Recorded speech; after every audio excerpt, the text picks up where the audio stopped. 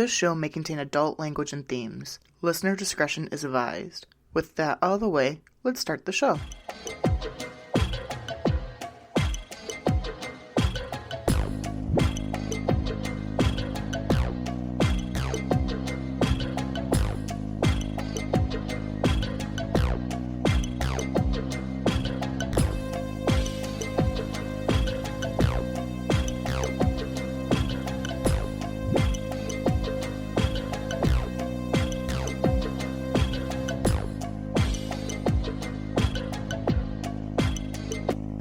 You're listening to the Murder is My Sign podcast, the true crime astrology podcast, and I'm your host, Jordy Death, here to light your way through the true crime astrology storm.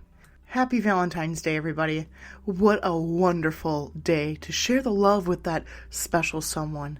And as we continue our series on the Ken and Barbie killer couple, Paul, Bernardo, and Karla Homolka, we'll dive into just how those two shared the love in truly horrific ways. Come on, Barbie, let's go party. That will never not be funny to me. In part 1 of Ken and Barbie Killer Couple, we talked about the early days of Paul, Bernardo, and Karla Homolka, and how the two met and were immediately attracted to each other. Paul was, although at the time unknown to the authorities, the Scarborough rapist. He was incredibly abusive and controlling and had a very high sex drive. So high and disturbing that he told Karla, whom he was now engaged to, that he wanted to have sex with her little sister, Tammy.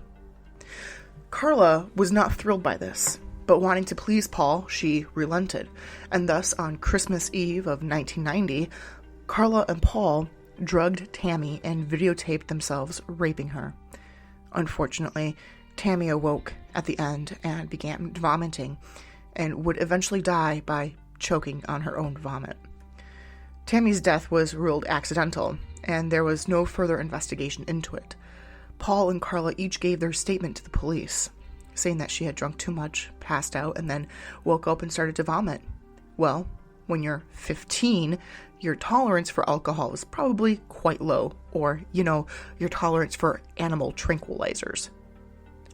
Paul had such an infatuation with Tammy that he would sneak into her bedroom while she slept and would masturbate next to her.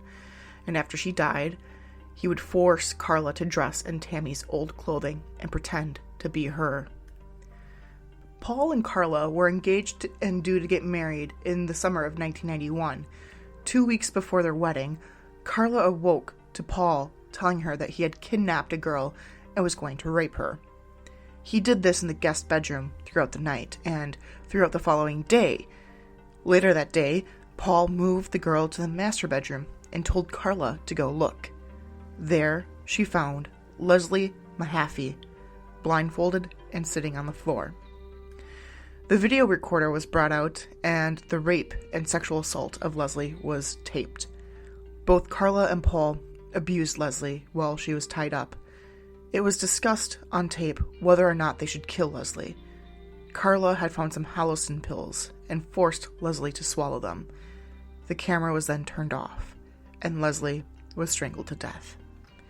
In court, Karla said it was Paul who had strangled Leslie, and then Paul said it was Karla. After Leslie was strangled, her body was brought down to the cellar, where it was dismembered, and the body parts were set into concrete and then thrown into Lake Gibson. Less than a fortnight later, the two murderous lovebirds wedded. In the book The Most Evil Women by Shelley Klein, the one that I've been using as my main reference, it says that the friends at the wedding described it as being a fairy tale, whereas the documentary The Ken and Barbie Killers that I watched on YouTube via the Crime Documentary 2 channel stated that the wedding was like a sham. In the book, Karla stated during the trial that she did not want to marry Paul at all, but felt coerced into doing it because she felt that he could have blackmailed her with the tape of Tammy and now of Leslie. With how sadistic Paul clearly was, this is a very valid reason.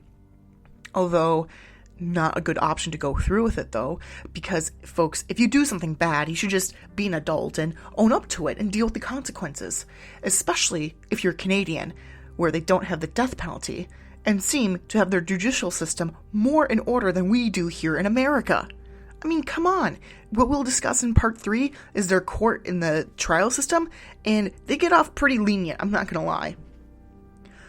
After Leslie's murder, Paul became more physically and mentally abusive towards Karla. 2 of her friends, who helped dress her on her wedding day, noticed that Karla had dark bruises over her rib cage. However, the wedding carried on. Later that same day, it was announced over the radio that human remains had been found in Lake Gibson that were encased in cement. Authorities now believe that they had 2 dangerous people on their hands, the Scarborough rapist and now a child killer. They did not know at the time that they were the same person. The happy couple had their honeymoon in Hawaii, but the abuse still continued, with Paul upping it with hitting Karla not only with his fists, but also his feet, belt, and other objects. When they finally returned home to Canada, Paul declared that Karla's friend Jane would be his next victim. Karla invited Jane, whose real identity is actually kept secret for reasons I'll explain in a moment, over to the house on Bayview Drive. There, Karla made her a drink laced with halcyon. Halcyon? I cannot remember if I'm pronouncing this right. It's halcyon or halcyon? I think it's Halicon. It's the animal tranquilizer that they used to kill Tammy. So if I say Halcyon, just assume I'm meaning Halicon. Anywho, continuing on. Karla then made Jane a drink with Halicon, and once Jane fell unconscious, Paul stripped her and raped her while videotaping everything. Karla is seen on camera performing oral sex on Jane, although during her trial maintains that she remembers nothing about the incident. Surprisingly, Jane survived the assault and woke up a while later feeling very drowsy and sore, but remembered nothing of what had happened to her. Now, because Jane Doe was underage, her identity was and is protected by Canadian law, which is why she is referred to as Jane Doe in the media and written resources. Their next victim, though, would not be so lucky to survive. On April 16, 1992, 15-year-old Kristen French was abducted from a Catholic school parking lot. Because Kristen would always take the same way home after school, which usually only took her 15 minutes, her parents realized that something had gone wrong when she never came home. With a heightened sense of danger with the Scarborough rapist and now a child murderer on the loose, Kristen's parents notified the authorities of their missing daughter. And when they retraced her steps, they were able to find one of her missing shoes in the school parking lot, only adding to the seriousness of the abduction. When Paul and Karla got back to their house, Paul went upstairs with Kristen and spent several hours with her in the master bedroom. Eventually, he called for Karla to come up, where she saw Kristen kneeling on the floor, and the next few hours played out just as they had with Leslie, with only a few bizarre twists. The first being that on the second day of the kidnapping, Paul left the house to buy some pizza and left Karla in charge of watching over Kristen. When asked in court why she didn't try to escape and free Kristen as well, Karla just stated that she was too scared and frightened that if Paul had come back while they were trying to escape, that he'd kill them both. Once Paul got back to the house, though, the torture and rape continued on poor Kristen French, which resulted in numerous videos being made that showed just how sadistic and sick Paul Bernardo was. He used various household objects to assault Kristen, as well as forcing both her and Karla to perform sexual acts on each other. Kristen French endured 4 days of this torture before she was eventually strangled to death on Easter Sunday. The couple placed her body in the cellar and then went over to Karla's parents' house for Easter dinner. When they returned home, the two placed Kristen's body in the jacuzzi, where Karla was instructed to scrub it clean to remove any possible form of forensic evidence. Karla also cut off Kristen's hair in the hopes that it would impede the identification of the body. Once this was all done, the two loaded the body into the car and dumped her corpse in a ditch near Burlington, where she was later found on April 30th. On May 12th, 1992, just a few weeks after Kristen French's body was found, 2 police officers had called to the house on Bayview Drive to ask about where Paul had been on the day that Kristen had disappeared. Karla had been at work when Paul was being interviewed by the police, and when she came home, he was so smug that he was able to talk to the police and remain completely cool under pressure that he suggested that they find another girl to abduct and rape. When Karla protested this idea, Paul savagely beat her, to the point where Karla actually ended up calling her dad to come pick her up. But the separation between the dysfunctional couple only lasted for 24 hours before they made up and reunited once more. It would take almost 7 months before Karla would finally leave Paul for good on January 5th, 1993. This time Karla was taken to the hospital where she underwent treatment for severe pain and bruising. Her parents decided that the best place for her to go to escape Paul would be to stay with her aunt and uncle, Calvin and Patty Seeger. But at no point during any of this did Karla confess to what was really going on between her and Paul. Remember back in episode 1 when Paul volunteered to give a DNA sample to the police back in 1990 in regards to the Scarborough rapist investigation? Well, it was now 1993, and nothing had been done to the sample yet. The incredibly slow turnaround was not due to incompetence, though, but rather to the fact that the forensic system was overburdened and severely understaffed, which unfortunately proved to be a lethal combination in regards to the schoolgirl killings, as they were now being referred to. It wasn't until January 1993 that Karla was finally able to get away from Paul. The DNA was finally tested, and it came back with the name of Paul Kenneth Bernardo, whose name just so happened to be on the top of the list of the police in regards to the Scarborough rape investigation.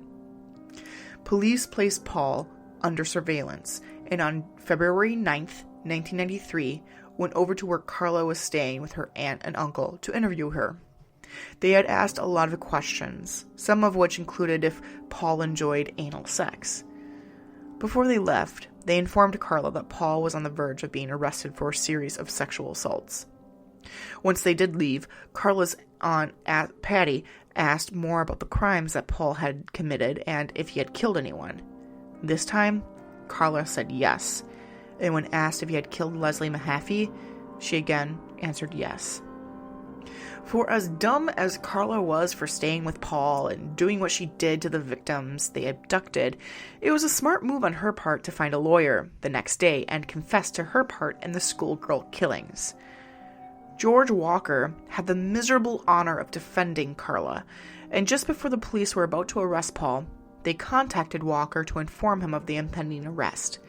It was then that Walker indicated that Karla would perhaps be willing to testify against her husband if they would negotiate a plea bargain in return for a reduced sentence. So on February 17th, 1993, Paul Bernardo was arrested on suspicion of being the Scarborough rapist, as well as a schoolgirl murderer, and all hell seemed to break loose within Canada. And I think that this is where we will end this week's episode. We will conclude the series on the Ken and Barbie killers next week when we discuss the trial and aftermath, as well as talk about their zodiac compatibility. I want to thank you all so much for listening to Murder is My Sign. Please be sure to share this podcast with anyone you can, any way that you can. You can find Murder is My Sign anywhere you download your podcasts or on your favorite podcasting app. Come join the Boneyard and become a Death Head by supporting the show at patreon.com/murderismysign, just like my fabulous Death Heads, Michelle, Jake, Crystal, and Holly. You can stay up to date on what's going on with the shows and thus my very boring life by following me on social media. You can find me on Twitter, Instagram, Facebook, and YouTube, all at Jordy Death. That's Jordy Death. Or you can email the show directly at murderismysignpodcast@gmail.com. I hope you all have a very lovely Valentine's Day. Take care of yourself and each other. And until next time, rest in peace.